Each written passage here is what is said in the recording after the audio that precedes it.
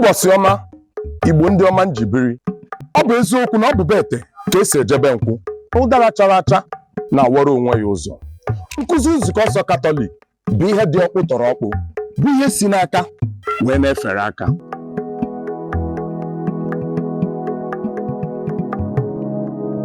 Catechism nke nzukọ nsọ Katọlik bụ iji wee kwalite mmụọ anyị yana ndụ nke okwukwe anyị, maka na ọ bụ naanị agadi nwaanyị na-emeghere ndị mmadụ ụtaba n'aka ma otu akara aka ha dị.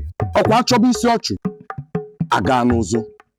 Ka ụwa dị tata, ihe niile agbanweela, mana nkụzi nzukọ nsọ Katọlik agaghị anwụ, maka na mmadụ agaghị eji maka na ahịhịa ruru ubi nna ya were gbahapụ ya.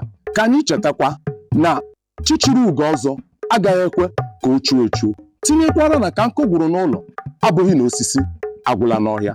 Tọọ ntị n'ala ka ị nụrụ ya danda. Onye kere gị? Chukwu kere m. Maka gịnị ka Chukwu jiri kee gị? Chukwu kere m ka m mara ya, ka m hụ ya n'anya, ka m fee ya n'ụwa, ka m wee binyere ya na-ahụghị ebe n'ụwa ọzọ.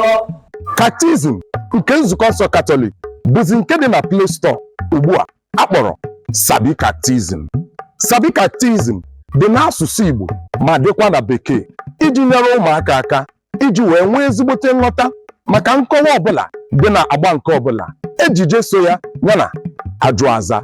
Ihe mmụta dị omimi dị na Sabi Catechism bụ nke ga-enyere anyị aka iji zụlite ụmụ gị dịka ụwa dị kịta, maka na nke bụ eziokwu bụ na amanji maka na ọkụ na-agba ọzara wee hapụ iji ọgaranya chi anyị nyere anyị.